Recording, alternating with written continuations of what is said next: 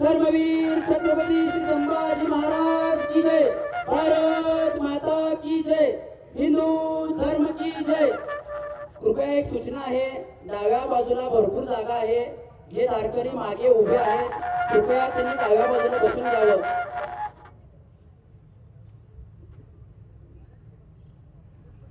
आप सबका बहुत बहुत धन्यवाद।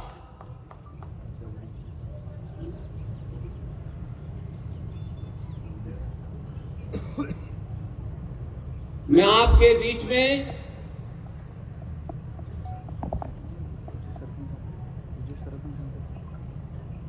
भिड़े गुरुजी के आदेश पे आया हूं। बेलगावी मेरा तीसरी बार आना हुआ। 2012 से जो सफर शुरू किया उसमें ये पहली सभा है जहां एडमिनिस्ट्रेशन वर्दी में सरकार के साथ है, दिल से आपके साथ है।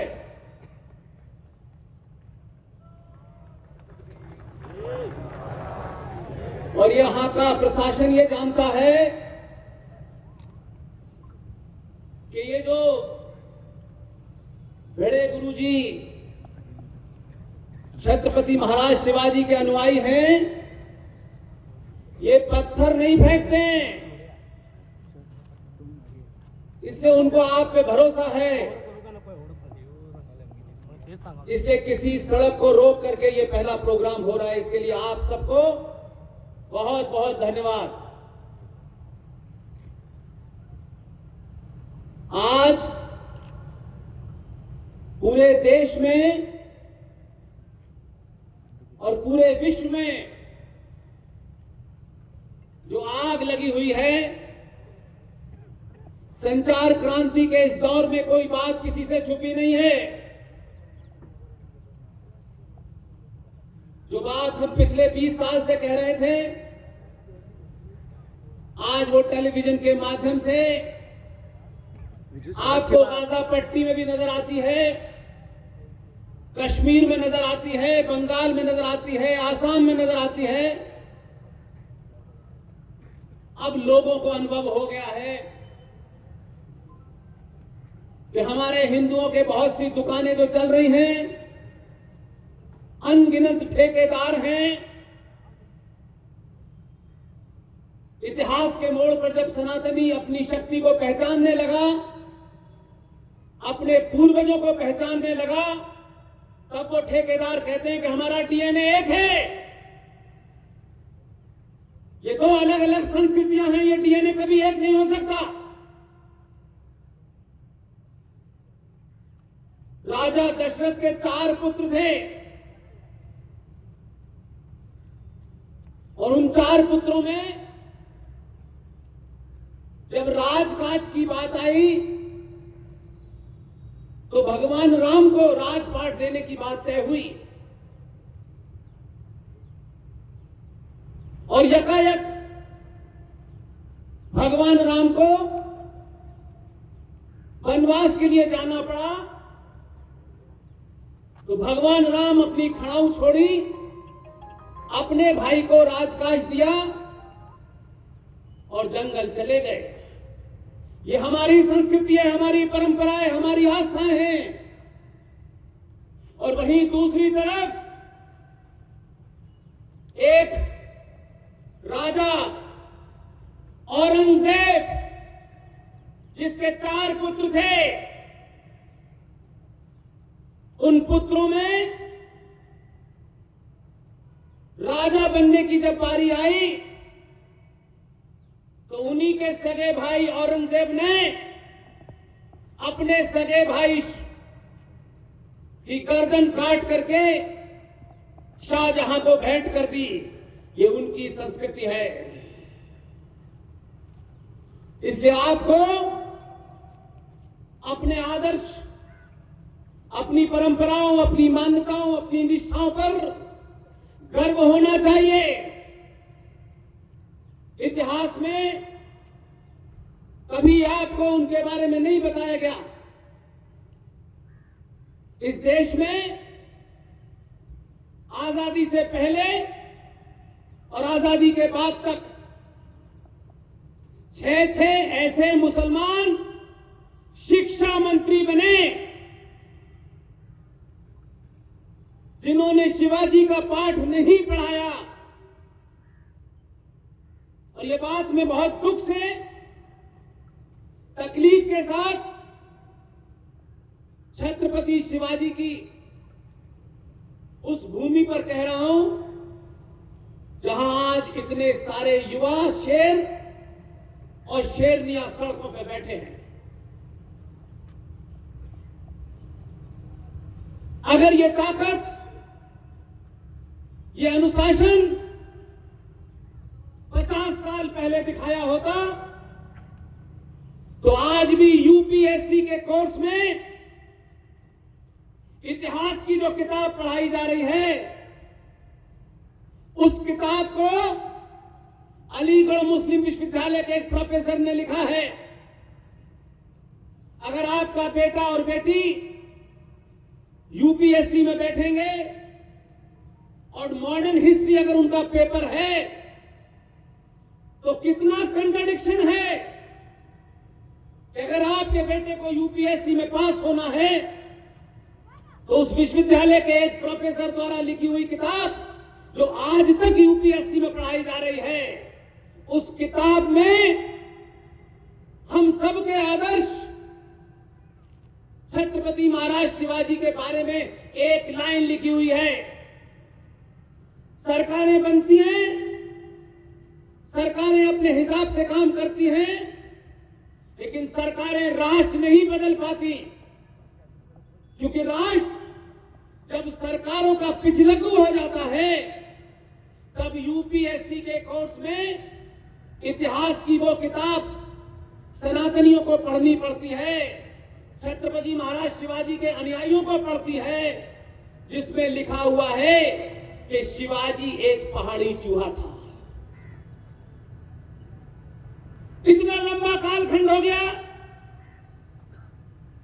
आपका राज कर्नाटक हो, महाराष्ट्र हो, दिल्ली हो, उसके बाद भी आने वाली नस्लों के लिए वो किताब नहीं बदली गई। इसे सरकार का बदलना राष्ट्र का बदलना नहीं होता। राष्ट्र जब बदलता है तो सरकारें आपके पीछे खड़ी होती हैं और सरकारें आपसे पूछती हैं कि हमें करना क्या है। इसलिए आज मुझे लगता है कि जो दुनिया में एक संकट है, दुनिया 2 हिस्सों में बटी हुई है। आप भगवान राम के आदर्श के साथ खड़ा होना चाहते हैं या औरंगजेब के उस रूप के साथ खड़ा होने चाहते हैं जिसने अपने भाई दारा शिवो की गर्दन काटकर अपने भाई को दे दी और सत्ता प्राप्त की। कोई बीच का कंफ्यूजन नहीं होना चाहिए, लाइन एकदम साफ है। आने वाली पीढ़ियां इस बात को याद रखेंगी कि संकट की इस घड़ी में जब समाज के चाटुकार लोग,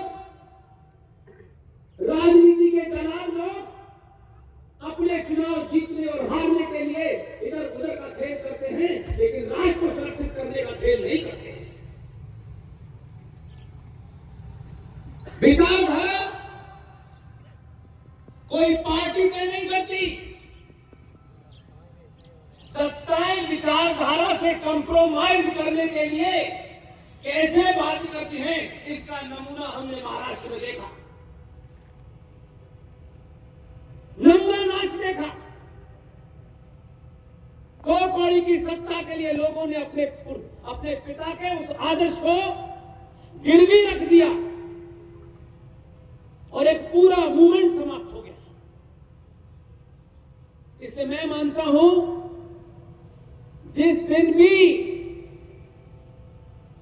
पूरे भारत का सनातनी हिंदू जिस दिन भी अपनी सामूहिक शक्ति का सार्वजनिक प्रदर्शन करेगा, सत्ताएं आपकी चौखट पे नाक रगड़ेंगी। ये जो प्रदर्शन है, ये मत समझिए कि सिर्फ ये बेलगावी कर्नाटक में हो रहा है। इसकी गूंज बड़ी दूर तक जाएगी। मुझे इस बात की भी खुशी है, आज के आयोजकों ने मुझे बताया कि ये कार्यक्रम किसी के चंदे से नहीं हुए। सुबह 4:30 बजे जब मैं निकल के आ रहा था, अनेक बच्चे बच्चियां, कोई पैदल कोई स्कूटी पे, तो आयोजक बता रहे थे कि किसी को बुलावा नहीं दिया जाता।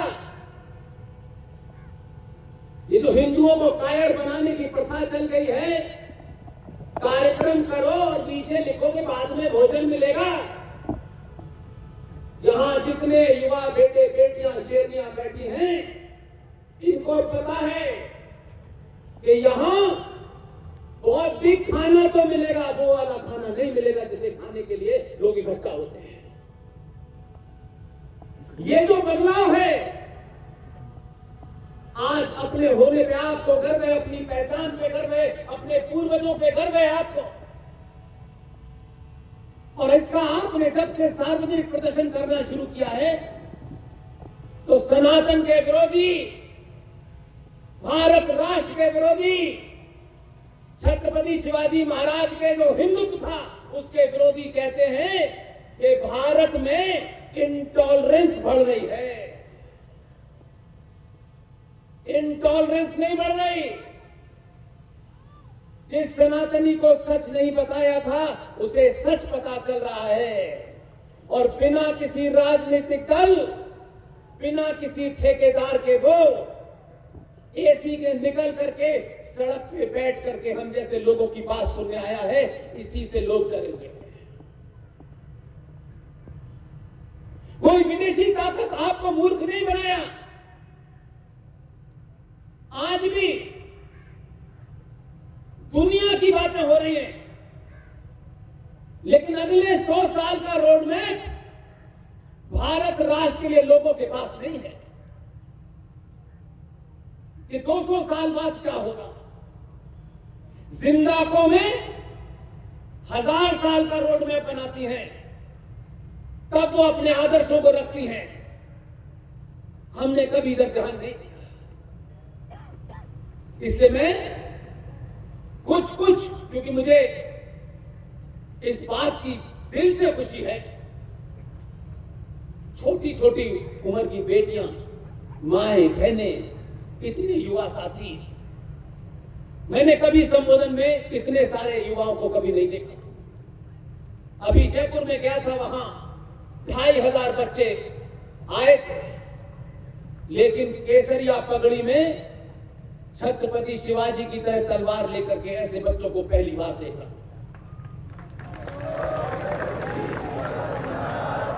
इसलिए जितनी बेटियां यहां बैठी हैं, उनकी माएं बैठी हैं, मेरी बहनें बैठी हैं, एक ही बात आपसे कहना चाहता हूं, खूबसूरती की निशानी तैमूर की अम्मी नहीं है। अगर सुंदरता की कोई परिभाषा है तो छत्रपति शिवाजी की मां है।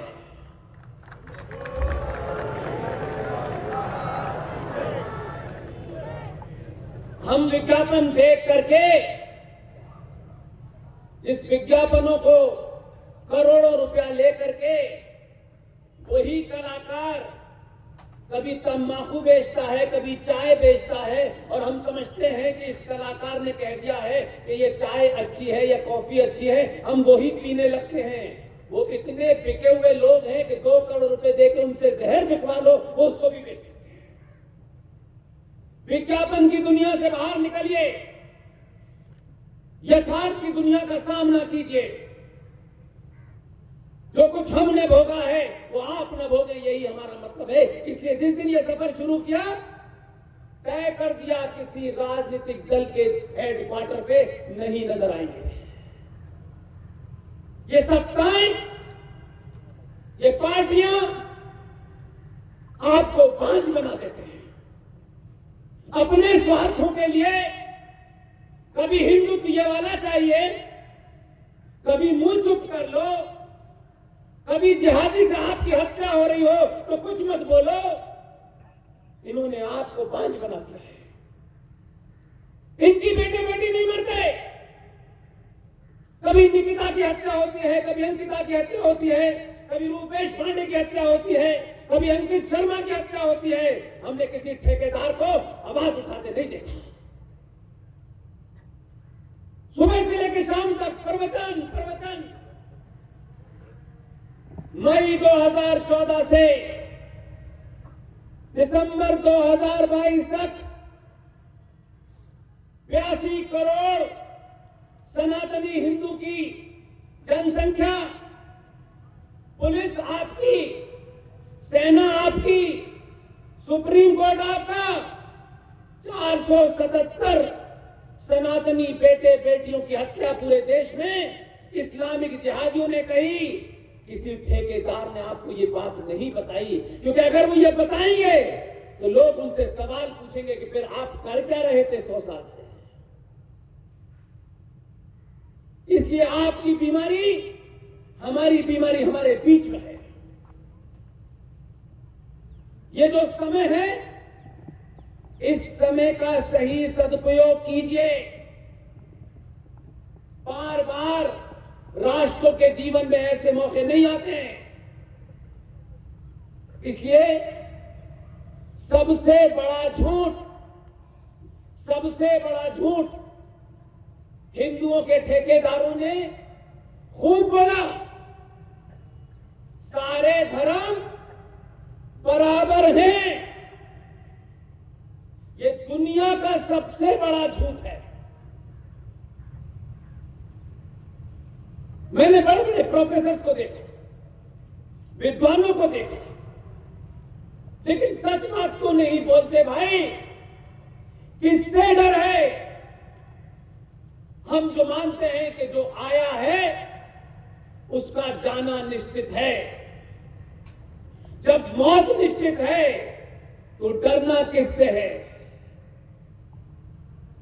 सारे धर्म बराबर हो ही नहीं सकते, क्योंकि धर्म का अर्थ इन तथाकथित विद्वानों ने, अध्यापकों ने, मठों ने कभी आपको नहीं बताया। हमारे साहित्य में, हमारे संस्कारों में, हमारे आदर्शों में धर्म का अर्थ होता है आपका कर्तव्य, आपकी ड्यूटी। एक पिता का धर्म क्या है, एक मां का धर्म क्या है, एक बेटी का धर्म क्या है, एक राजा का धर्म क्या है, एक डॉक्टर का धर्म क्या है, एक इंजीनियर का धर्म क्या है, एक पुलिस वाले का धर्म क्या है। धर्म का अर्थ पूजा पाठ नहीं होता, और इसलिए बराबर नहीं हो सकते कि आज बहुत बहस चली है। मैंने सुना है साउथ इंडिया में पता नहीं उस पागल आदमी ने क्या खाया था कि वो सनातन को गाली दे रहे हैं। जिन्हें अपने बाप का पता नहीं है वो सनातन को गाली देते हैं, और बहुत आसान है गाली देना। सनातन क्या है? इस ब्रह्मांड की जब भी उत्पत्ति हुई होगी, जब भी ये एग्जिस्टेंस में आया होगा, जब भी ये कायनात, ये यूनिवर्स बना होगा, लाखों साल पहले, करोड़ों साल पहले, मुझे गिनती नहीं पता, हम दुनिया में एकमात्र ऐसी प्रजाति है पूरी दुनिया में जो पूरा शुद्ध रूप से हमारा अस्तित्व साइंस पे रखा हुआ है, साइंस पे। और जब साइंस नाम का कोई शब्द नहीं था तब उसको सनातन कहते थे। अलग अलग परिभाषाएं अपने हिसाब से लोग लगाते हैं। इसलिए न हमारा कोई संगठन, न हमारा कोई इरादा, ना हमें किसी को खुश करना है। और हमसे अगर कोई नाराज होता हो तो कल होता हो तो अभी हो जाए, हमको कोई दुख नहीं है। सनातन क्या है? किसे सनातन कहते हैं? हम कौन हैं? हमारा रिश्ता क्या है? हमको नहीं पता। मनुष्य के शरीर में 5 चीजों से जीवन चल रहा है। वो 5 चीजें, वो 5 तत्व जब वो शरीर में से समाप्त हो जाते हैं तो मनुष्य की मृत्यु हो जाती है। इसलिए हम कहते हैं कि हमने फला फला की मृत्यु के बाद उनको 5 तत्व में विलीन कर दिया। ये पूरा ब्रह्मांड 5 तत्वों पे खड़ा हुआ है और उन 5 तत्वों को मानने वालों को सनातन कहते हैं। ये पूजा पाठ का इसमें कोई लेना देना नहीं है।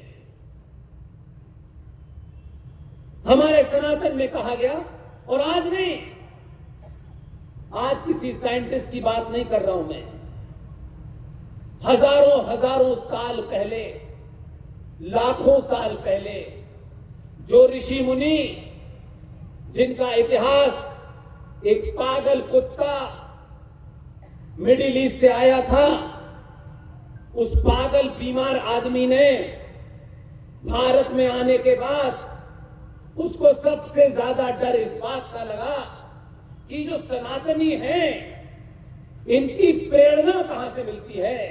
वो कौन सा ज्ञान है जिसके कारण अनादि अनादिकाल से ये समाज जिंदा है?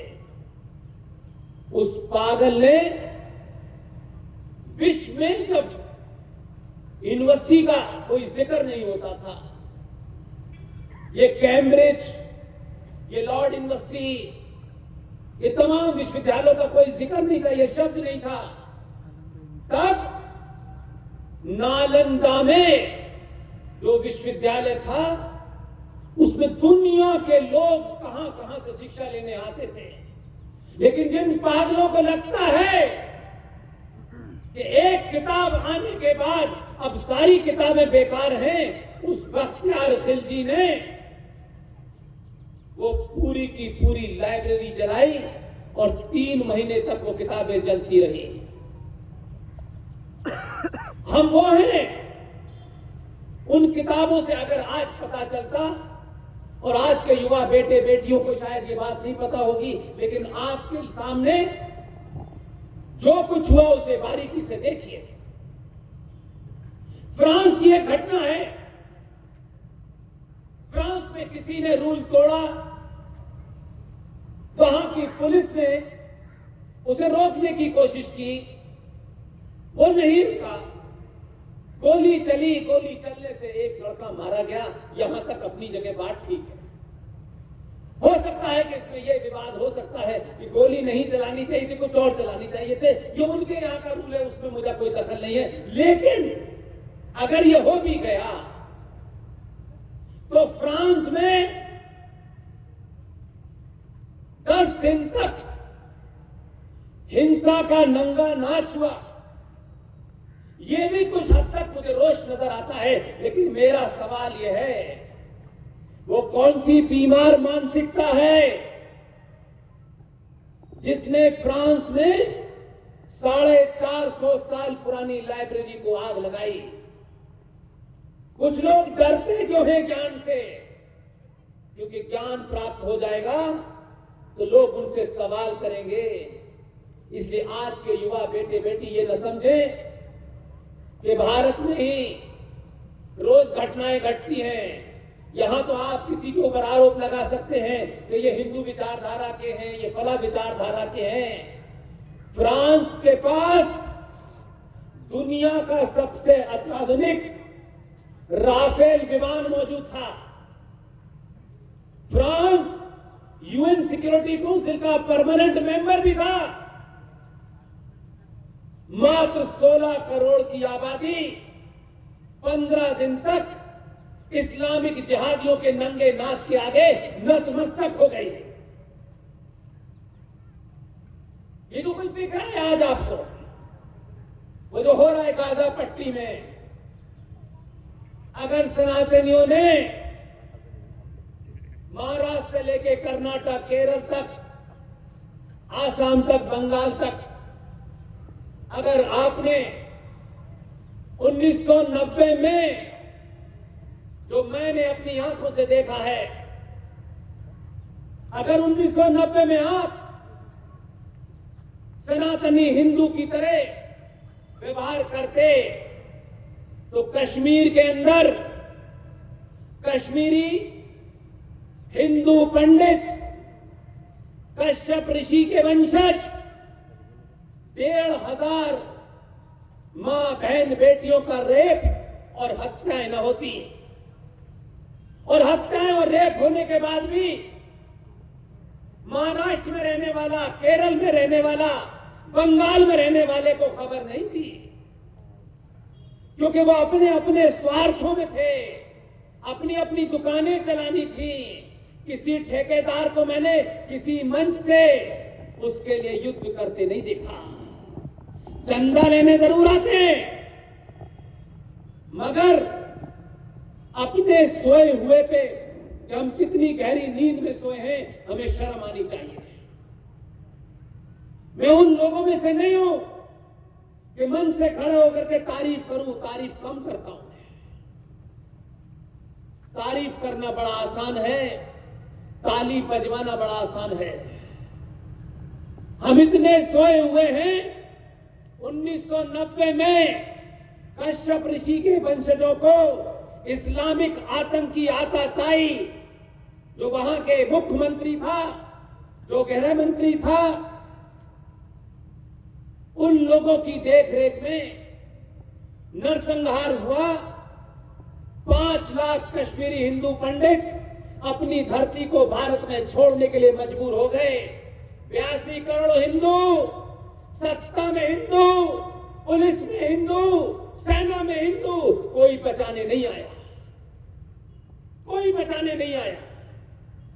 और ये खबर महाराष्ट्र, कर्नाटक, केरल नहीं पहुंची। उसके लिए फिल्म बनानी पड़ी। तब हमको पता चला कि हमारे पूर्वजों और हमारे भाइयों के साथ में इस इस्लामिक आतंकवाद के चाहने वालों ने क्या किया है।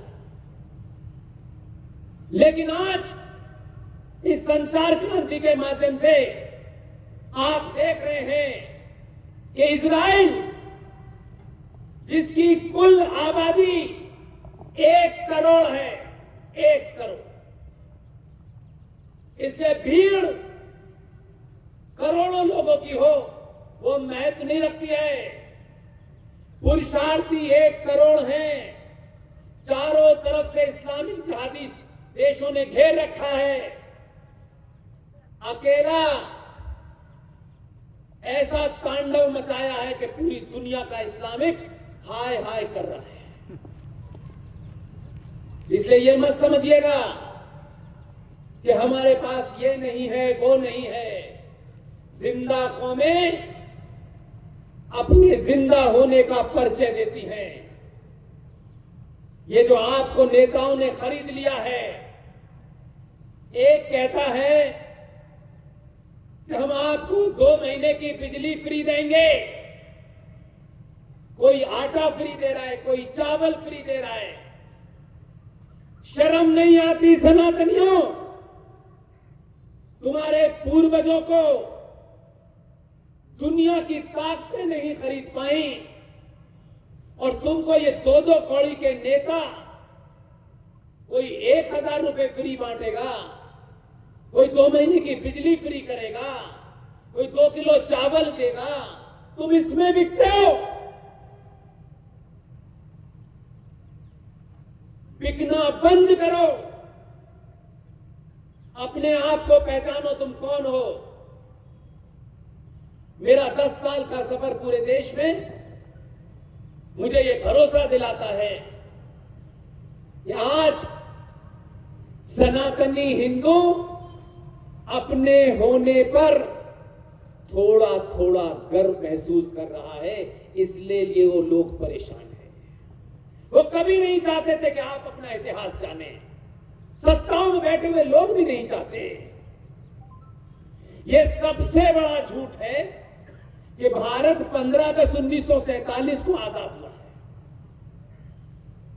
इतना बड़ा झूठ, इतने बड़े बड़े विद्वान, दुनिया के करोड़ों अखबार, मैगजीन, इस तथ्य को कभी किसी ने छाप करके बताया? माना कि स्कूल का सिलेबस किसी ने तय कर दिया है, इसलिए मास्टर साहब की मजबूरी है उसे पढ़ाना। लेकिन हमारे हजारों मठ, आश्रम, मंदिर, ये काम वहां से भी हो सकता था। और आज इस संचार क्रांति में कोई बात किसी से छुपी नहीं है। अगर मैं इस मंच से एक भी शब्द झूठ मेरे मुंह से निकल जाएगा, तो जब तक मैं मंच से नीचे उतरूंगा, इतनी देर में हजारों लोग वेरीफाई कर लेंगे कि मैंने क्या बोला है। इसीलिए मैं ताली नहीं बजवाना चाहता। मेरी कोई ख्वाहिश नहीं है कि मेरी हर बात पे ताली बजाएं। मेरी ख्वाहिश है कि मेरी बातों को, मेरे तथ्यों को कसौटी पे कसिए, 10-10 बार उसे वेरीफाई कीजिए, और जब वो सत्य पता चल जाए तो उस सच के लिए किसी से भी टकरा जाइए। ये जो पुलिस खड़ी हुई है, ये कोई विदेश से आई है क्या? इसी वर्दी में किसी का भाई है, किसी की बहन है, किसी की बेटी है, किसी का पिता है। क्योंकि ये पुलिस एक नियम से बंधी है। वो नियम अच्छा है, बुरा है, इसमें बहस नहीं है। लेकिन जब तक ये उस नियम से बंधी है, तब तक उसे वही काम करना है। इन विचारों को, पुलिस वालों को तो यह भी नहीं पता है कि आज 2023 के भारत में भारतीय पुलिस आज भी 1861 के कानून से गवर्न हो रही है। ये पुलिस 1860 के एविडेंस एक्ट से गवर्नर हो रही है, जिसको अंग्रेजों ने अपनी सत्ता चलाने के लिए बनाया था। हमने 70 साल में देश को लूटा, जाति और जाति के अंदर जाति से बांटा, अपने स्वार्थों के लिए समाज में टुकड़े किए और सत्ता की। क्योंकि हमारे मूल में हमें मिली ही सत्ता थी कि अंग्रेजों ने भी हमारे बीच में पहले हमें बांटा, फिर सत्ता प्राप्त की। इस जाके पढ़िएगा, ये कोई भारत की किताब नहीं बताएगी। ये ग्रेट ब्रिटेन की लाइब्रेरी और भारत के अंदर 3 मूर्ति भवन, जहां फूल वाले चचा रहते थे, वो आज बहुत सालों के बाद कुछ हम जैसे लोगों के ताकत में आई है। तब पता चलता है कि बताया गया कि चचा ने शपथ 15 अगस्त 1947 को ली थी। यह आधा सच है, पूरा सच नहीं है। हम दुनिया में एकमात्र ऐसे देश हैं जिसको अपने ही लोगों ने 70 साल के अंदर इतना झूठ पिलाया है कि हम यही भूल गए कि हम हैं कौन। कोई बाहर वाला दोषी नहीं है। 1946 की 6 ऐसी घटनाएं हैं कि अगर वो आपको समझ आ जाए, उन्हें वेरीफाई कीजिएगा जाकर के। युवा बेटे बेटी, आपके पास एक हथियार है जिसे गूगल कहते हैं, उसमें जाके वेरीफाई कीजिएगा और तब आपको लगेगा कि भाई हम आधी चीजें जीवन में झूठ पढ़ रहे थे, हमारे माता पिता उस झूठ के साथ चले भी गए। जनवरी 1946 भारत में 15 प्रांतीय असेंबलियों का चुनाव हुआ।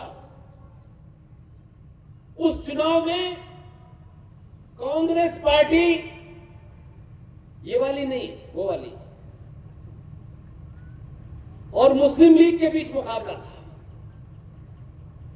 कुल 15 प्रांतीय असेंबलियों की कुल संख्या 1585 सीटें थी। 1585 सीटों में से 492 सीटें मुसलमानों के लिए रिजर्व थी। चुनाव हुआ, 492 जो मुसलमानों के लिए रिजर्व सीटें थी, उसमें 429 सीटें मुस्लिम लीग ने जीती और कांग्रेस पार्टी को बहुमत मिल गया। जैसे ही कांग्रेस पार्टी को बहुमत मिला, ब्रिटेन के किंग की तरफ से एक दूसरा स्टेटमेंट आया कि हम भारत की सत्ता को शीघ्र ही हस्तांतरण करने वाले हैं। यह मार्च में बयान आया और यकायक उस बयान के बाद कैबिनेट मिशन प्लान आया और कैबिनेट मिशन प्लान ने एकदम साफ कर दिया कि हम सत्ता कांग्रेस को सौंपेंगे। मौलाना आजाद कांग्रेस पार्टी के अध्यक्ष थे, उनको इस्तीफा दिलाया गया। इसलिए इस दौर के मेरे आदर्श भिड़े गुरुजी को किसी अमरावती में पुलिस की नासमझी, अज्ञानता के कारण उनके बारे में बहुत कुछ किया गया। उनके ऊपर कुछ, मुझे लगा है कुछ FIR वगैरह भी की गई। और अभी मैं अमरावती से जा रहा हूं, वहां आए थे पुलिस वाले, उन्होंने कहा ऐसा माहौल खराब हो गया है। मैंने कहा सच बताओ, कमरे में बैठे हो, भिड़े गुरुजी ने झूठ बोला था क्या? बोले हम मानते हैं उन्होंने झूठ नहीं बोला, लेकिन हम वर्दी से बंधे हुए हैं। मैंने कहा जिस दिन मरोगे वर्दी के साथ नहीं जलाए जाओगे, सनातनी रीति रिवाज के साथ जलाए जाओगे। अगर कोई चीज, कोई पद, कोई नौकरी अपने पूर्वजों को गाली देने और उन्हें झूठा साबित करने के लिए है, तो ऐसी नौकरी को जूते की नोक पर रख के भगा देना चाहिए। इसलिए बड़े गुरुजी जैसा ही आदमी सच बोल सकता है, सच बोलना चाहिए। इसलिए मैं भावनात्मक बात आपसे नहीं करने आया। जैसे ही कैबिनेट मिशन प्लान ने यह कहा कि हम कांग्रेस को सत्ता सौंपेंगे, तत्काल 20 अप्रैल 1946 को कांग्रेस पार्टी के नए अध्यक्ष चुनने के लिए घोषणा हुई। और उस घोषणा के बाद, इसलिए मैं कह रहा हूं, पार्टी लाइन पे जब आप बात करते हैं तो तथ्यों को सही नहीं समझ पाते, क्योंकि आप एक पहले से राय बना लेते हैं। वो कौन महान लोग थे, मैं खोज में लगा हूं। समय न मिलने के कारण, लगातार प्रवास में रहने के कारण मैं कुछ चीजें नहीं कर पा रहा हूं। जिस दिन भी वो मुझे तथ्य मिलेगा, ओरिजिनल सोर्स से सार्वजनिक करूंगा। लेकिन ये तथ्य इसलिए रखना चाहता हूं कि आज के बच्चे अपने बड़ों से शालीनता के साथ, पूरी सभ्यता के साथ, पूरी मर्यादा के साथ ये सवाल जरूर पूछें कि कैबिनेट मिशन प्लान के अनाउंस होने के बाद 20 अप्रैल को कांग्रेस पार्टी के अध्यक्ष पद के लिए चुनाव की घोषणा की गई। और आपको यह ताज्जुब होगा, वो कौन महात्मा लोग थे, मुझे उनका नाम नहीं पता चलता, लेकिन मैं आज भी उन आत्माओं को दिल से धन्यवाद देता हूं। चुनाव की घोषणा हुई, 15 प्रांतीय असेंबलियों ने कांग्रेस पार्टी के नेता के लिए चुनाव में कौन कौन खड़ा होगा उसके नाम सार्वजनिक किए। आपको ताज्जुब होगा, खुद कांग्रेस पार्टी में ऐसे महान लोग थे कि कांग्रेस पार्टी ने नेहरू को अपना उम्मीदवार ही नहीं बनाया। ये किसी को पता नहीं है, लेकिन जिनके बारे में आजकल ये हो गया है भारत में, मर्यादा पुरुषोत्तम राम को गाली दे दो कोई सजा नहीं होगी, मां सीता के बारे में अशब्द बोल दो कोई सजा नहीं होगी, लेकिन मां सीता और भगवान राम से बड़े महात्मा गांधी नहीं है। महात्मा गांधी के ऊपर मर्यादा में रह के, भाषा की सीमा में रह करके मुझे अपनी सत्य बात कहने का पूरा अधिकार है। गांधी जी ने जो सबसे बड़ा पाप किया, उन्होंने कांग्रेस पार्टी के लोगों से कहा कि नेहरू को उम्मीदवार बनाओ। उनके कहने से नेहरू को उम्मीदवार बनाया गया और फिर वो दूसरे कांग्रेसी महान हैं जिन्हें मैं हृदय से नमन करता हूं। ताज्जुब है उस पूरी इलेक्शन प्रोसेस को, उन वोटों की गिनती के लिए गांधी जी के सबसे निष्ठावान, सबसे बड़े करीबी, भरोसे के आदमी को उस पूरी प्रक्रिया का मुखिया बनाया गया। उस आदमी को भी सैल्यूट करता हूं। कोई मंच ऐसा नहीं है जो उसकी तारीफ न करो। वो किस पार्टी में था ये महत्व नहीं है, सही समय पे सही बात कहने की जिसमें ताकत है वही मर्द है, बाकी सब बेकार है। जानबूझ के बनाया गया। वो ये समझते थे कि जो चाटुकारिता आप कर रहे हैं वो ये आदमी करेगा नहीं।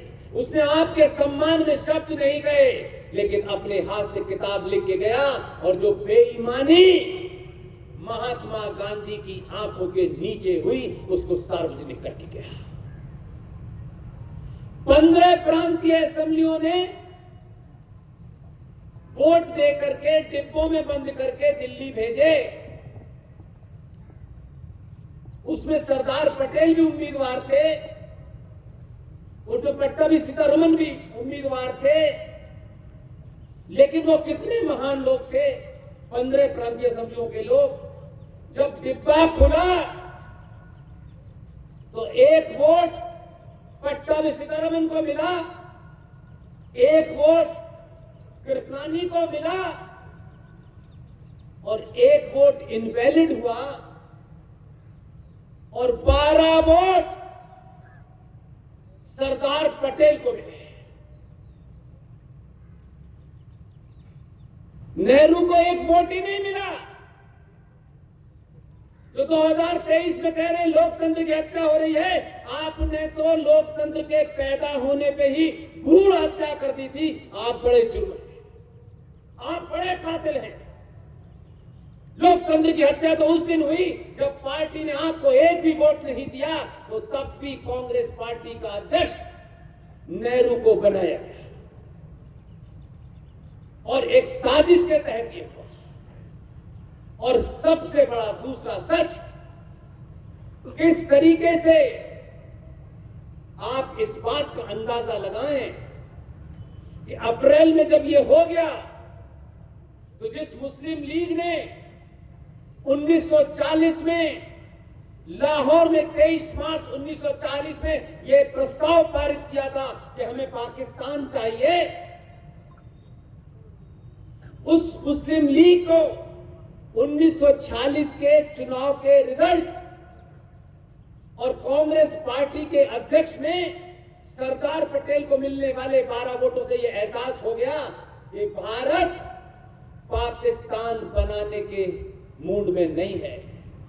तब उन मुसलमानों ने मुस्लिम लीग का सबसे बड़ा लीडर, उसकी देखरेख में बंगाल के अंदर 14 अगस्त 1946 को आज के बच्चे बेटियां गूगल पे जाएं, डेट डालें 14 अगस्त 1946 को। जब उनकी समझ में आ गया कि वोट से पाकिस्तान नहीं मिलेगा, तो बंगाल में मुस्लिम लीग का सबसे बड़ा लीडर, शेख मुजीबुर रहमान का सबसे करीबी दोस्त हुसैन शहीद सोहरावर्दी ने एक आह्वान किया मुसलमानों से, जिसे इतिहास में डायरेक्ट एक्शन के नाम से जाना जाता है। और बंगाल की सड़कों पर 11 से 12 हजार सनातनी मां बहन बेटियों की लाशें चौराहे पे कुत्ते खा रहे थे। वो समझ गए थे कि अब हमको पाकिस्तान ऐसे नहीं मिलेगा। तो अगस्त में ये हुआ, लेकिन जल्दी थी। ये ट्रांसफर ऑफ पावर की नाजायज औलादों ने भारत को बर्बाद किया। और नेहरू जी को आनन फानन में कि कहीं गलत लोगों की समझ में ना आ जाए, 2 सितंबर 1946 वॉविल की देखरेख में यूनियन जैक झंडे के नीचे ग्रेट ब्रिटेन के राजा के प्रति अपनी आस्था प्रकट करते हुए भारत के प्रधानमंत्री की शपथ दिलाई। ताज्जुब ये है कि सवाल नहीं पूछो और पूछने लगो तो लोग कहते हैं कि हम भड़का रहे हैं।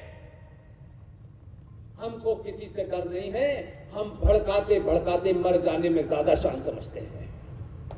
कुछ नहीं होने वाला। ये मर मर के क्यों जीना है भाई? क्यों डरना है? किससे डरे? सनातनी जिसे आप मानते हो, जिनका धन्यवाद करते हो, ये दुनिया का सबसे बड़ा सच है कि जो पैदा हुआ है उसका मरना निश्चित है। इसलिए मैं अपनी उस बात पे वापस इसलिए लौटता हूं कि ये मुझे सब आपको बताना था। मैंने शुरू में कहा था, सारे धर्म बराबर नहीं हो सकते।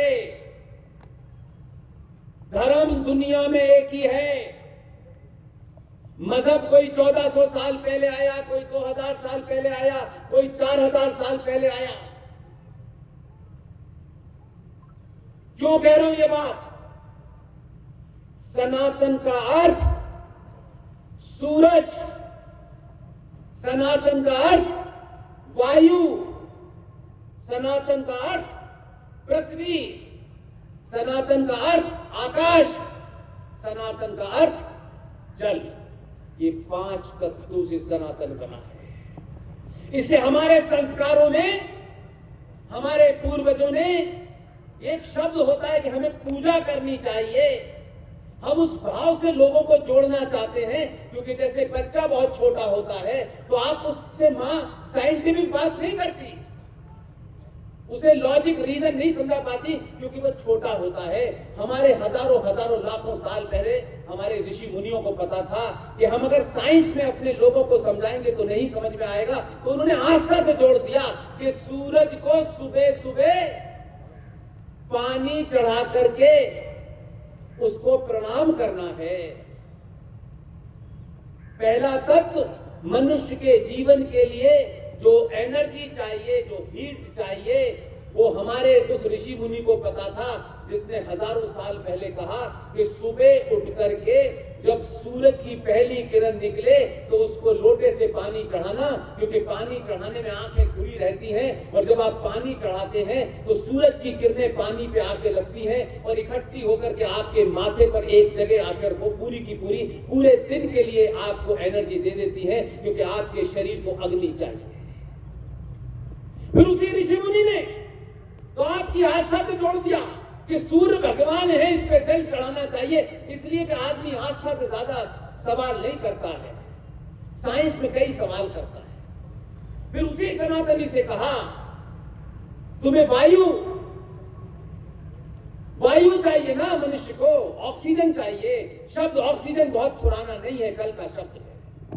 उस ऋषि मुनि को पता था आज बड़े बड़े क्लाइमेट चेंज की बात हो रही है, आज एनवायरमेंट की बात हो रही है, बड़ा दुनिया का अरबों खरबों रुपया खर्च हो रहा है। हमारे उस ऋषि मुनि को पता था, उसने आपको हजारों साल पहले बता दिया था कि धरती पर पूरे विश्व में सिर्फ एकमात्र ऐसा पेड़ है, उसकी पूजा करना।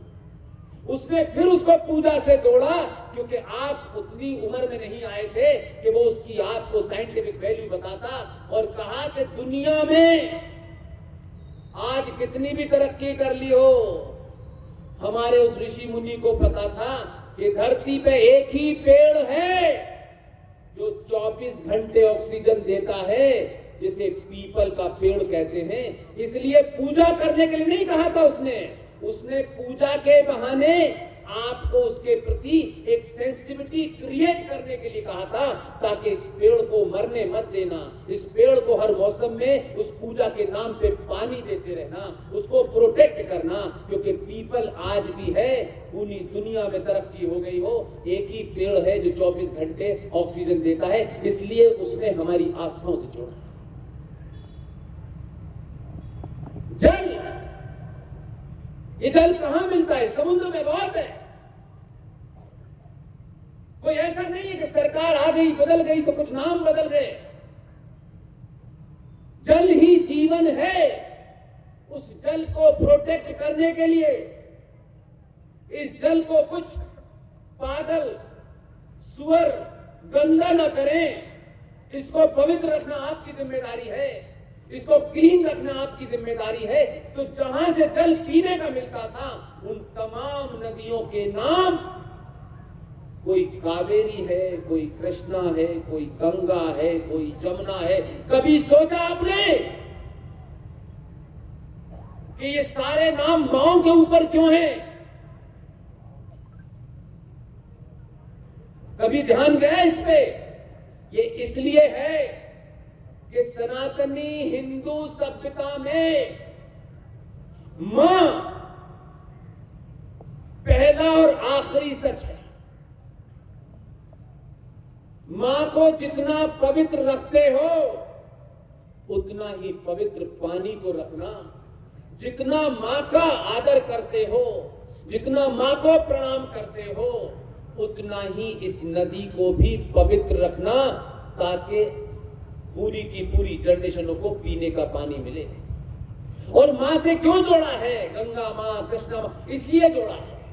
यह भी एक ऐसा तत्व है जिसे दुनिया समाप्त हो जाए, यह तत्व नहीं बदला जा सकता। मां से इसलिए जोड़ा कि अगर दुनिया में कोई एक सच है, जब तक मानव सभ्यता रहेगी, तब जब तक जीवन रहेगा, तब तक ये सच नहीं बदल सकता।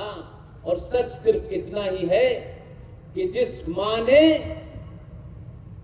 मुझे 9 महीने पेट में रख करके जन्म दिया है, वो मां ही जानती है कि इसका पिता कौन है।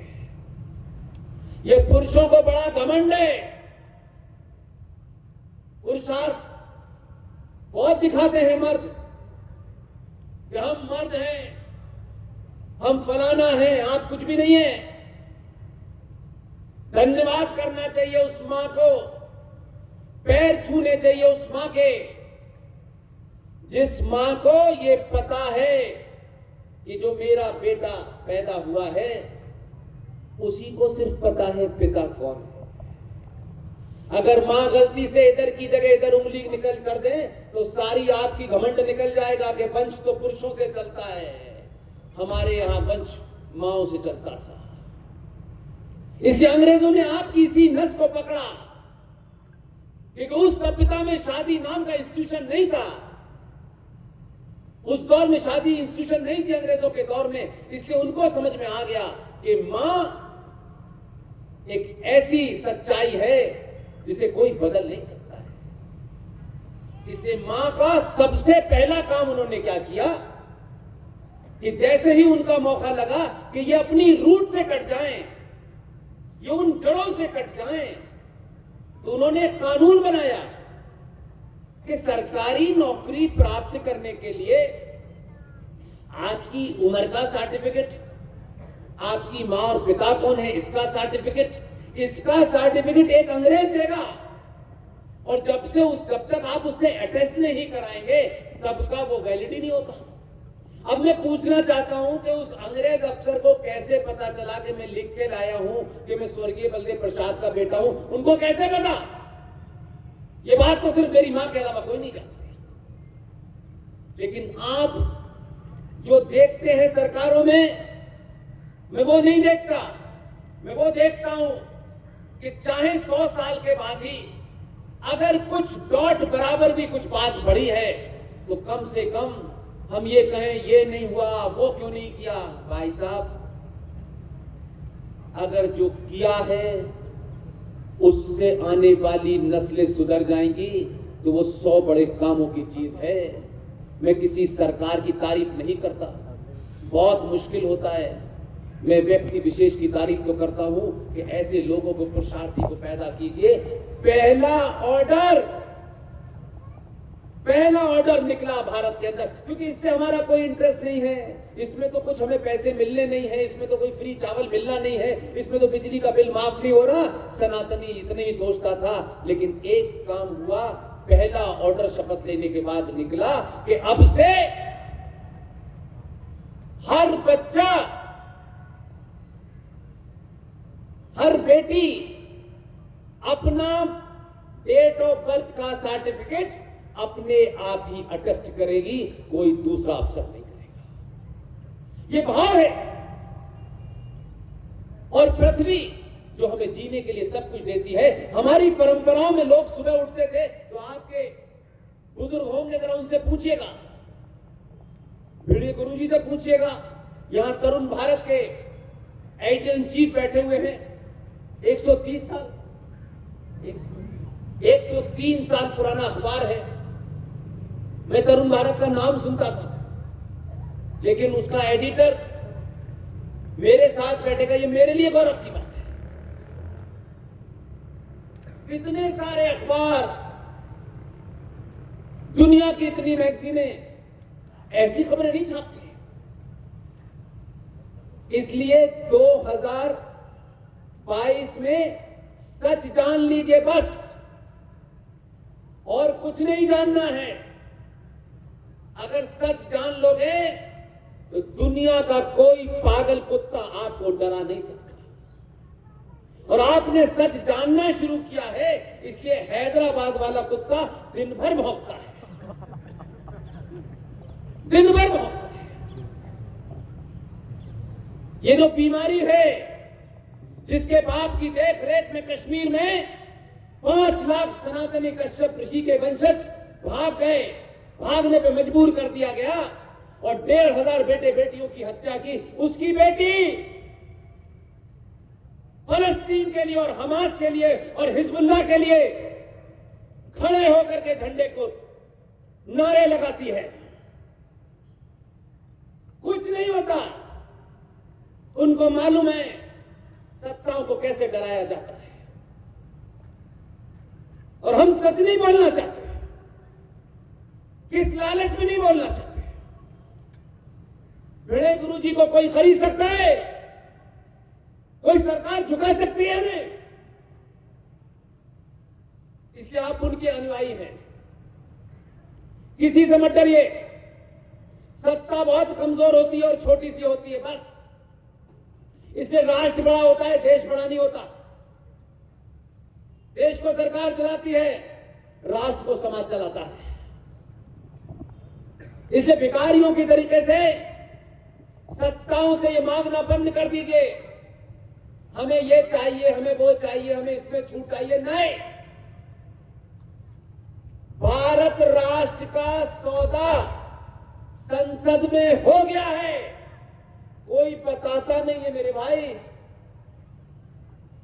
कोई तो बताओ, मेरा 100 गज का मकान है, मेरा 500 गज का मकान है, मेरा फार्म हाउस है, आप किस पे लड़ रहे हो? सारे चुप हैं, हिम्मत नहीं है बोलने की। मैं कोई बात ऐसी नहीं कह रहा, जाके ढूंढिएगा 1995 में जो भी राष्ट्रवादी थे, नाम नहीं बताना चाहता, चुप बैठे हुए थे, बिके हुए थे। 2013 में 117 गिनती थी, पार्लियामेंट में एक लफ्ज नहीं बोले। बड़े बड़े भाषण देने से राष्ट्र नहीं बचता, आपको जागृत करने से राष्ट्र बचता है। सौदा हो गया है भारत की जमीन का। आपको लगता होगा कि मैं कैसी बेतुकी बात कर रहा हूं। कभी कभी 25,000 का वोल्ट का करंट लगाना पड़ता है ताकि आप नॉर्मल हो जाए। आप नॉर्मल नहीं है, सनातनी हिंदू नॉर्मल नहीं है, वो अपनी दुनिया में लगा हुआ है। 2013 में भारत की संसद के अंदर एक कानून पास हुआ, कानून लागू हो गया। सरकारों में हिम्मत नहीं है कि उस पर डिबेट करें। हम 100 गज की जमीन के लिए, हमारा 50 गज का प्लॉट है, हम शर्मा जी से लड़ रहे हैं, शर्मा जी ठाकुर साहब से लड़ रहे हैं, ठाकुर साहब यादव जी से लड़ रहे हैं। आप ऐसे ही लड़के मर जाएंगे। बड़ी लड़ाई लड़िए, बड़ा मुद्दा उठाइए। ये मेरी जाति का है, वो तुम्हारी जाति का है, ये नहीं हो सकता। भारत राष्ट्र की भूमि का जब संसद में सौदा हो रहा था, एक कोई माई का लाल मुझे बता दीजिए जिसने चिल्ला चिल्ला करके ये बात कही। जब मैं कहता था शुरू में तो लोग मुझे बेवकूफ समझते थे। वो ठेकेदारों को बुरा लगता था क्योंकि उनकी 100 साल पुरानी ठेकेदारी पे लोग सवाल उठाते थे कि भाई ये मुद्दा तो आपको उठाना चाहिए था, ये नहीं उठाया। तब मुझे लगा कि ठेकेदार वेकेदार सब दुकान चला रहे हैं। मैं अपने मरने से पहले अपने साथ इस दर्द के साथ नहीं मरना चाहता कि जो मुझे पता था, जो मैं जानता था, किसी के डर से और इस मुद्दे न उठाने की कीमत अगर मुझे कोई दे देगा तो मैं ये नहीं बोलूंगा, मैंने कहा मुझे तुम्हारे पास आना ही नहीं है। जानते हैं पूरे देश में एक दिन की खबर बनती और आप सो जाते हैं। इस देश की भूमि पर संसद ने जो कानून बनाया है उसको सुनकर आपके होश उड़ जाएंगे और आप सच में किसी पार्टी के गुलाम नहीं हैं, किसी विचारधारा के गुलाम नहीं हैं, किसी संगठन के गुलाम नहीं हैं। तो मैं यकीन मानता हूं कि अगर आज आपको ये सच्चाई पता चले तो मैं आप दावे से कह रहा हूं आपको नींद नहीं आएगी।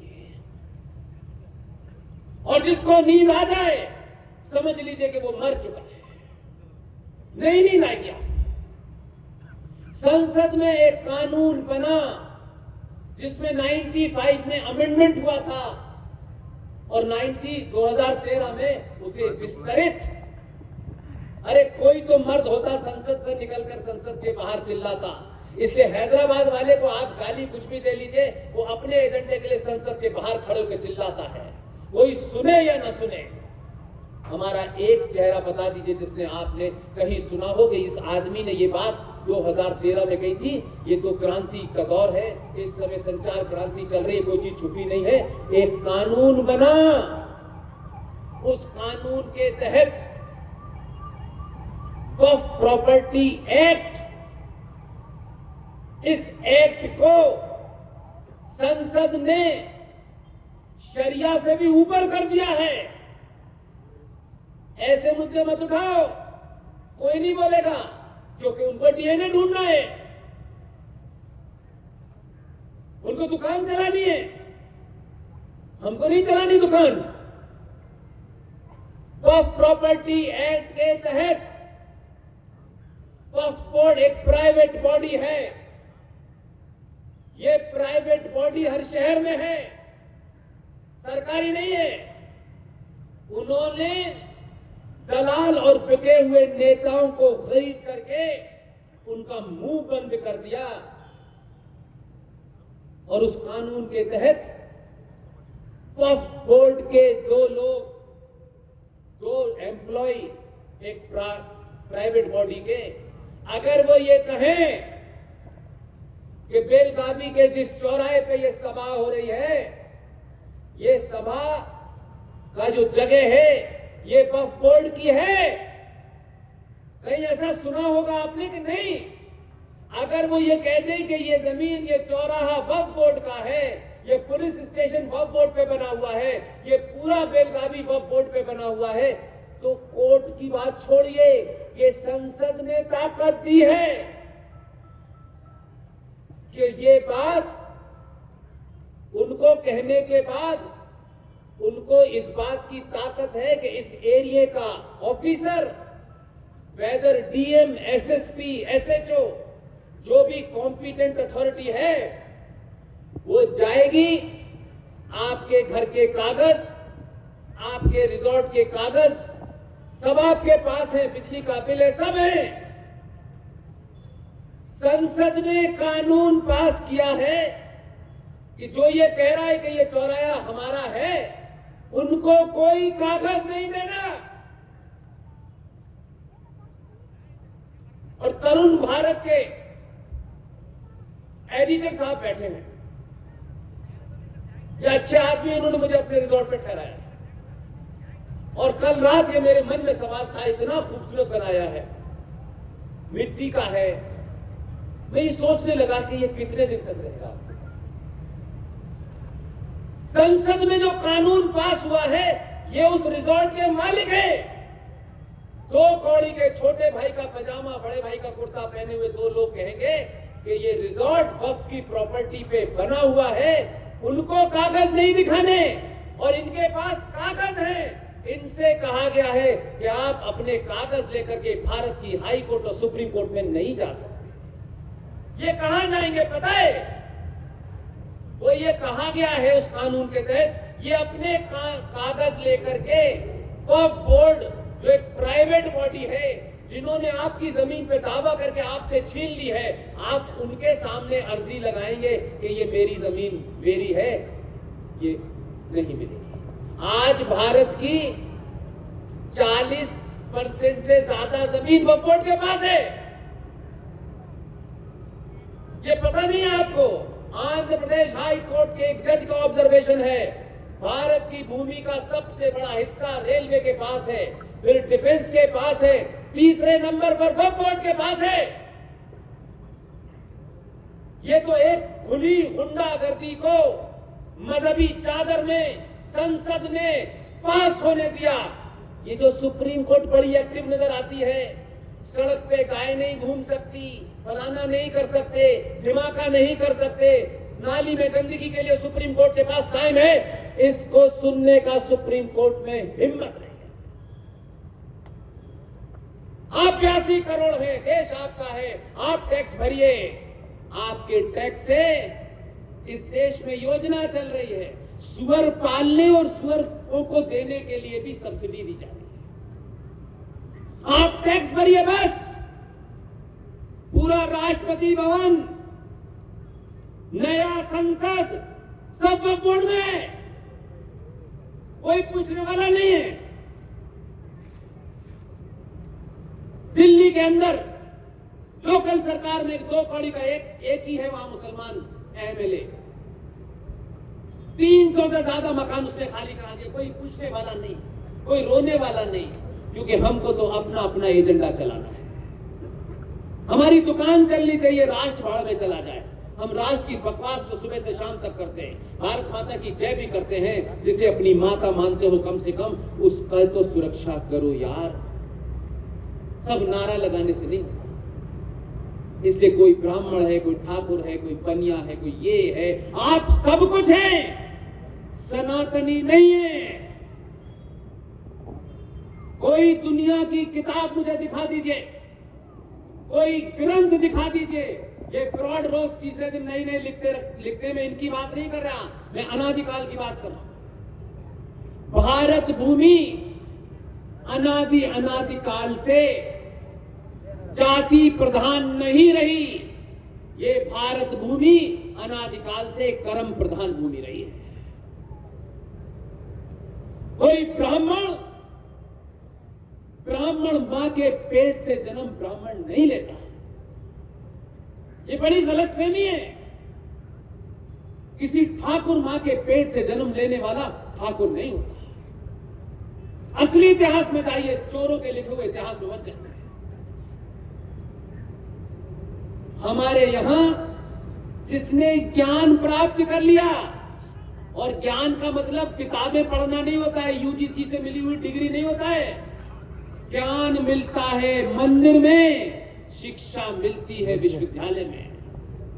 जिसने ज्ञान प्राप्त कर लिया वही ब्राह्मण है। जिसने अपनी मां, बहन, बेटी, परिवार, घर, समाज, अपने जिले को बचाने के लिए अपना पुरुषार्थ दिखाया वही क्षत्रिय है।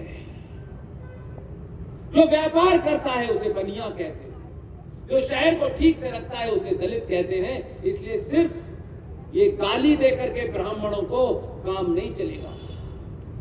आप दे लीजिए तो ब्राह्मणों का भी चरित्र मैं आपके सामने रखता हूं। हम दो ब्राह्मणों को देखते हैं। एक रावण 24 कैरेट के ब्राह्मण थे, विद्वान थे, लेकिन उनसे उस समय की मर्यादाओं का हनन करते हुए उस समय के आदर्श को उन्होंने खंडित करके एक ऐसा कार्य किया जिससे वो मर्यादा टूटी।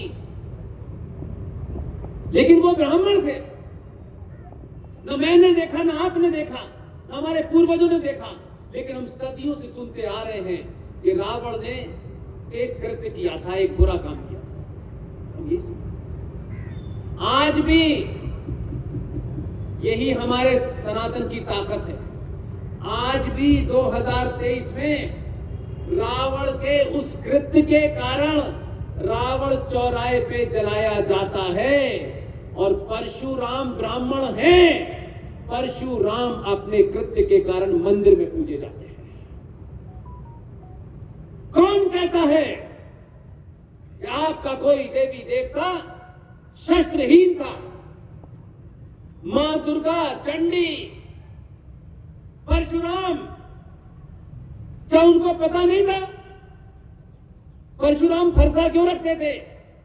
मर्यादा पुरुषोत्तम राम बहुत आदर्शवादी थे, सब कुछ थे, लेकिन जब जंगल गए तो अटैची भर के कपड़े लेके नहीं गए।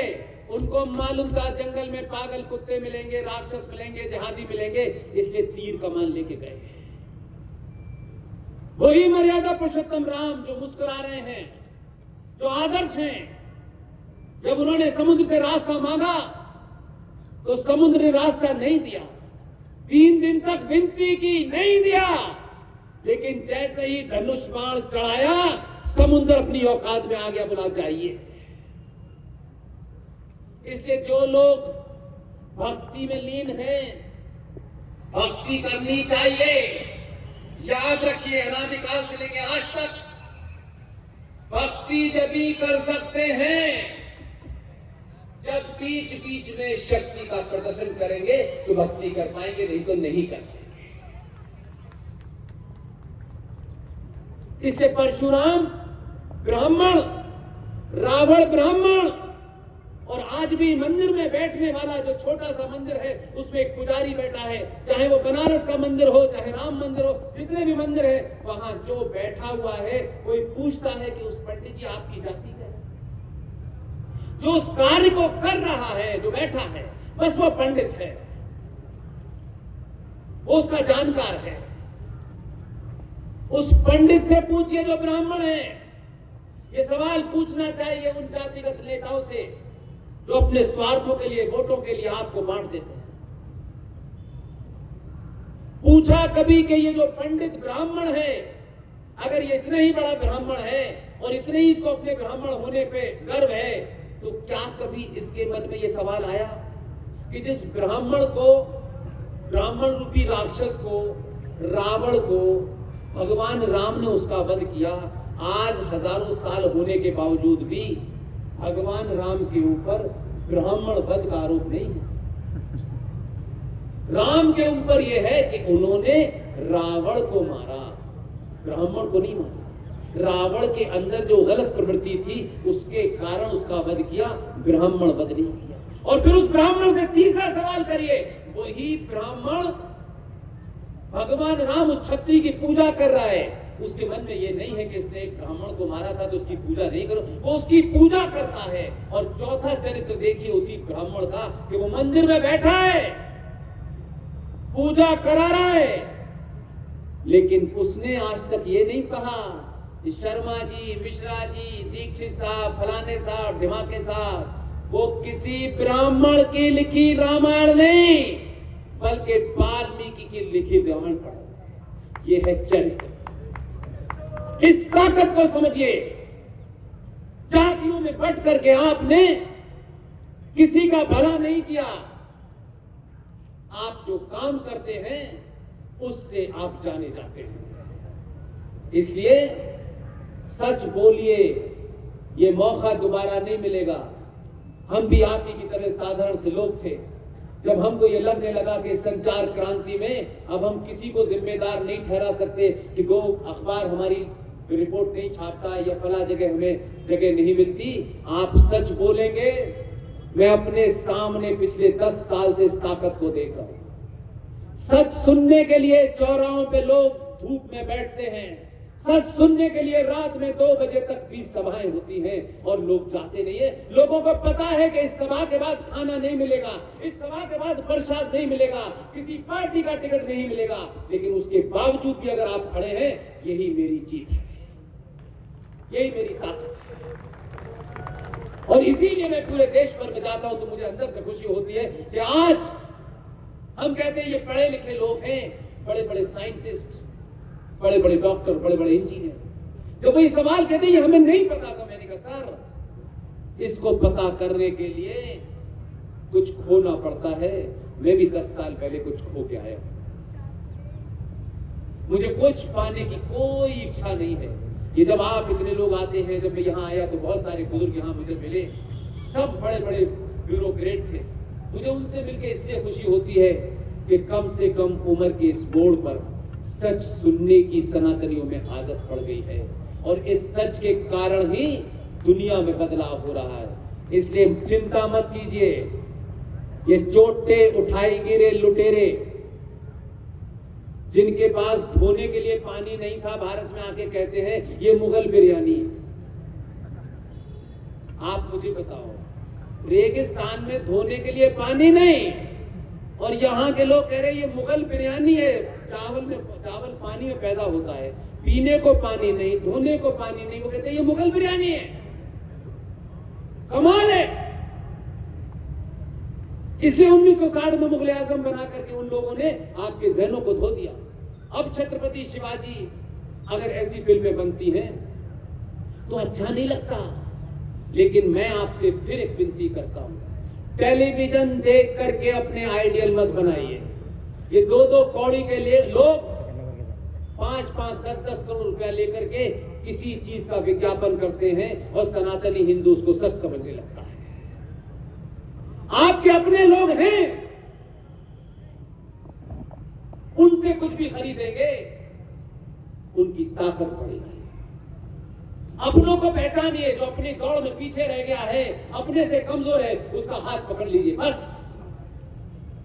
कोई दलित नहीं, कोई ब्राह्मण नहीं, कोई ठाकुर नहीं, कोई नहीं, हम सब सनातनी हैं और सनातनी प्रकृति के अंग हैं। इसलिए 1400 साल पहले एक मजहब पैदा हुआ, 2000 साल पहले पैदा हुआ, 4000 साल पहले एक मजहब पैदा हुआ। जो जो पैदा हुआ है उसका मरना निश्चित है। सनातन की ना कोई किताब है और ना सनातन पैदा हुआ है। प्रकृति का नियम है, जो पैदा ही नहीं हुआ तो उसके मरने का प्रश्न कैसे उठता है। सनातन सत्य है, अनंत है। जब तक ये ब्रह्मांड है तब तक सनातन है। 2-2 कौड़ी के चोटे उठाई गिरे तमिलनाडु में, सनातन को गाली देने से सनातन कमजोर नहीं होने। ये ऐसे चोर बहुत आएंगे जो अपने स्वार्थों के लिए गाली दे दें। आप इनको गाली देने पे अपना टाइम बर्बाद ना करें, इनकी पीढ़ियां निकल जाएंगी, क्योंकि इनको गाली देने से वोट मिलते हैं, इनको गाली देने वाले जो वोटर हैं। इसलिए कुछ लोग सनातन को समाप्त करना चाहते हैं, कुछ लोग गजवाए हिंद लाना चाहते हैं। कभी आपने सुना गजवाए फ्रांस, गजवाए ईरान, गजवाए अमेरिका, गजवाए ऑस्ट्रेलिया सुना। ये गजवाए हिंद क्या है? ये एक फिलॉसफी है कि भारत की भूमि में कोने कोने तक जब तक इस्लाम नहीं फैल जाता तब तक ये युद्ध जारी रहेगा। उनके भी बड़े मंसूबे हैं। आज उन्हीं के घर में आग लगी हुई है। आज पागल कुत्तों की तरीके से उनको 1 करोड़ की आबादी वाला मार रहा है और आपकी गिनती 82 करोड़ है। 1 करोड़ लोग भी छत्रपति शिवाजी महाराज, और इसलिए कह रहा हूं ऐसे ही नहीं बदला। आपको याद है छत्रपति शिवाजी महाराज ने 1659 में क्या काम किया था? 1659 में एक इस्लामिक जिहादी पागल कुत्ता जो शिवाजी को मारना चाहता था, शिवाजी से मिलने गया उस अफजल खान को, उसके सोचने से पहले शिवाजी ने उसकी हत्या कर दी। लेकिन आपको खुश होना चाहिए। इसलिए खुश होना चाहिए कि जो वो जिससे उन्होंने हत्या की उसको वाघ नख कहते हैं। उस हथियार को वाघ नख कहते हैं। जब अंग्रेज यहां से गए तो उस वाघ नख को अपने साथ ले गए, वहां की आर्काइव में रखा हुआ है। लेकिन आप जब ब्राह्मण, ठाकुर, बनिया, दलित से ऊपर उठे और सत्ताओं पे आपने उनको बिठाया, 2 लोगों की बात कर रहा हूं, बाकी उसमें भी चाटुकार है। 2 बहादुर को आपने बिठाया कि हम तुम्हारी जाति नहीं पूछ रहे, हम ये जानते हैं कि 2002 में जिस भाषा में तुम्हें जवाब देना था उसी में दिया, तुम ही हमारे हीरो हो। जब उनको बिठाया, उनको एहसास है उन्हें क्यों बिठाया। उसमें बहुत से लोग बहुत घटिया हैं, सॉरी, लेकिन याद रखिए आज उन्हीं दोनों में से एक के कारण ग्रेट ब्रिटेन ने कहा है कि हम जब वहां से भाग के यहां आए थे तो हम तो वैसे ही खानदानी चोर थे, हमारा अपने पास तो कुछ था नहीं, हम शिवाजी का वाघ नख भी ले आए थे। हम ससम्मान भारत की सरकार को शिवाजी का वाघ नख वापस करना चाहते हैं। ये वाघ नख की वापसी सिर्फ एक हथियार की वापसी नहीं है, ये वाघ नख की वापसी इस बात का द्योतक है कि भारतीय सनातनी बदल रहा है और वाघ नख को पहचान रहा है। इसलिए कुछ पागलों को लगता है कि हमें भारत में डर लगता है, और तुम्हें ये डर लगता है तो हजारों साल तक लगे, क्योंकि ये डर अच्छा है। इसलिए आज संभाजी महाराज, बड़े गुरुजी, जिस उम्र में वो ये काम कर रहे हैं, मैंने उनसे एक ही वादा किया है, मैं कहीं भी हूं, किसी भी स्थिति में हूं, आपका आदेश होगा, आप जिस समय कहेंगे, आपको मेरे लिए कुछ भी ऐसा नहीं करना है। और मेरे जीवन की 2000 से लेके ये पहली सभा है जहां मैं सुबह 4:30 बजे उठ के पहले मंदिर गया, और जो सुबह मैंने रूप देखा है, ओ हो, मैंने ये रूप नहीं देखा। 700-800 सभाएं पूरे देश में कर चुका। सुबह सुबह बच्चे बेटियां अपने आप तैयार होकर के अपने आप सब कुछ करते हो, सब कुछ गली गली में मैं बच्चे बेटियों को भागते हुए देख रहा हूं, पूजा हो रही। और सबसे अच्छा दृश्य, जब उन गलियों से मुझे लाया गया तो हर दरवाजे पर मां, बहन, बेटी आरती की थाली लेके खड़े हैं। ये कोई स्पॉन्सर्ड प्रोग्राम नहीं है, ये पैसे देके नहीं हो सकता है। ये बदलाव बड़े गुरुजी ने किया है समाज में। ये ताकत है। समाज जब अपने आप स्वतः निकल आता है तभी असली क्रांति आती है। ये वही काम जो मैं सोचता हूं बड़े गुरुजी ने मुझसे बहुत पहले किया। मैं इसमें अपनी आहुति देने आया हूं। आप सबने इतने धैर्य के साथ सुना, इस शहर की पुलिस ने, इस शहर के अफसरान ने इस प्रोग्राम करने में अपने दिल की सुनी, इसलिए उन्हें भी बहुत बहुत धन्यवाद करता हूं। क्योंकि वर्दी सरकार की दी हुई है, शरीर सनातन का है, नौकरी 10-20 साल चलेगी, लेकिन ये भी ध्यान रखिए कि जो लोग किन्हीं कारणों से श्यामलाल, रामलाल जो इस वर्दी के पीछे है, आप किन्हीं निजी कारणों से जब पत्थर चलाते हैं तो आप ध्यान रखिए कि ये पुलिस के ऊपर नहीं मार रहे, या आप उस सनातनी को पत्थर मार रहे हो जो ये जानता है कि नियम गलत है, कानून गलत है, लेकिन वो किसी चीज से बना हुआ है, इसलिए वो ऐसा कर पा रहा है। आप जिस दिन अपनी ये ताकत दिखा देंगे कि अगर तुम्हारी वर्दी पे आंच आई और तुम्हारी वर्दी चली गई, तो जितनी तनख्वाह ये तुम्हें वर्दी देती है उससे 10 गुना ये समाज दे देगा, ये लोग अपनी वर्दी पांव पे लगा देंगे। बहुत बहुत धन्यवाद, थैंक यू वेरी मच। जय श्री राम। की जय। धर्मवीर छत्रपति श्री संभाजी महाराज की जय। भारत माता की जय। हिंदू धर्म की जय। धन्यवाद, खूप खूप धन्यवाद सर. आपल्या अमृतवाणीतून आम्हा बेळगावकर वासियांना खूप चांगली सुंदरी मिळालेली आहे. रोज उतरल्याशिवाय